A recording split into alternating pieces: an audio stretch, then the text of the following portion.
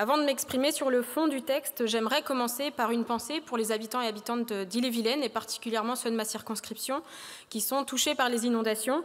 Je salue l'ensemble des équipes de secours, les municipalités, les pompiers et les citoyens qui œuvrent depuis des jours pour venir en aide à leurs voisins. J'ai également une pensée pour les agriculteurs et les agricultrices du département dont les fermes ont été inondées. Ces inondations, elles pointent un véritable problème d'artificialisation des sols et de changement climatique, et donc la nécessité de repenser l'aménagement du territoire.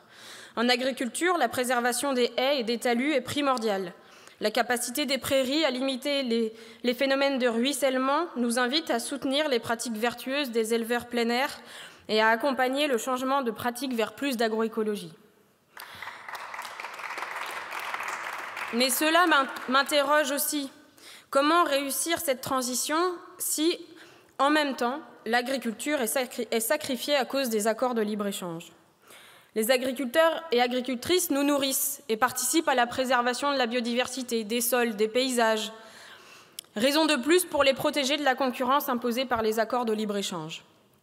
Cette résolution est ainsi l'occasion de clarifier la stratégie de la France vis-à-vis de l'accord de libre-échange avec le Mercosur. La déclaration du gouvernement relative à l'accord commercial entre l'UE et le Mercosur prononcée en novembre dernier n'a pas permis cette clarification.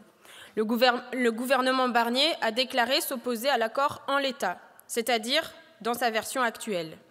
Chers collègues, dans nos circonscriptions, les agriculteurs ne demandent pas un accord de libre-échange avec le Mercosur révisé ou amélioré. Ils n'en veulent pas du tout. Ainsi, cette résolution invite le gouvernement français a refusé la ratification de l'accord commercial entre l'UE et le Mercosur, quels qu'en soient les termes de l'accord. Nous ne sommes pas opposés aux échanges commerciaux, comme vous avez essayé de le faire croire dans le débat précédent. Mais nous sommes opposés à l'utilisation d'accords de libre-échange permettant d'échanger notre alimentation, bien de première nécessité, contre des voitures. Nous estimons que ce n'est pas acceptable.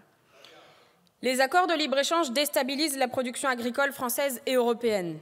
La fin de l'exception agricole dans les échanges internationaux a exposé les agriculteurs à une concurrence de produits importés moins-disants, autant concernant les normes environnementales, la rémunération des travailleurs ou le bien-être animal.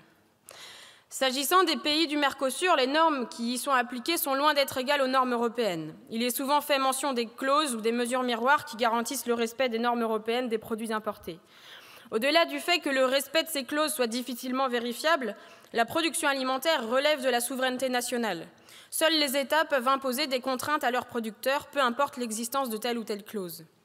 Concernant le Brésil, près d'un tiers des produits phytosanitaires qui y sont utilisés sont interdits dans l'Union européenne. L'Argentine est quant à elle le symbole d'une agriculture industrielle, bien loin du modèle vertueux promu sur notre territoire. En fait, cet accord serait néfaste pour notre agriculture, mais également néfaste à l'égard des paysans en Argentine, qui connaissent déjà depuis des années un phénomène de concentration économique et d'érosion de l'agriculture paysanne au profit des grandes cultures. Si l'accord UE-Mercosur devait aboutir, il s'ajouterait à la longue liste des accords de libre-échange qui permettent l'importation de milliers de tonnes de produits agricoles, aux normes moins-disantes, dans l'espoir de retombées économiques. Mais pour quelles retombées sociales ou environnementales ? Car en effet, négocié depuis 25 ans, cet accord ne répond pas du tout aux enjeux actuels. Lutte contre le réchauffement climatique, soutien à l'installation en agriculture, relocalisation de la production, maintien de l'élevage herbagé. Sous couvert de compétitivité et de mondialisation, les dirigeants successifs des 25 dernières années ont laissé les agriculteurs dans les mains d'un marché vorace. Envisager cet accord, c'est s'éloigner toujours plus de l'objectif de souveraineté alimentaire tel que défini par la Via Campesina. Le modèle de société que nous voulons est une agriculture à taille humaine qui valorise les territoires ruraux. Pour cela, les pouvoirs publics doivent tout faire pour sauver les industries agroalimentaires de taille intermédiaire, les abattoirs de proximité, les ateliers de transformation qui maillent notre territoire et sont créateurs d'emplois. Chers collègues, par cette résolution, vous avez l'occasion de vous prononcer clairement et sans ambiguïté pour ou contre un accord de libre-échange entre l'UE et le Mercosur. Je vous remercie.